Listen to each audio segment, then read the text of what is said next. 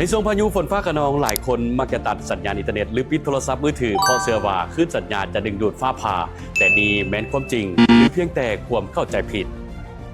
กรมอุตุนิยมวิทยาแห่งชาติยืนยันแล้วว่าโทรศัพท์มือถือและสัญญาณให้สายบ่ได้ดึงดูดฟ้าผ่า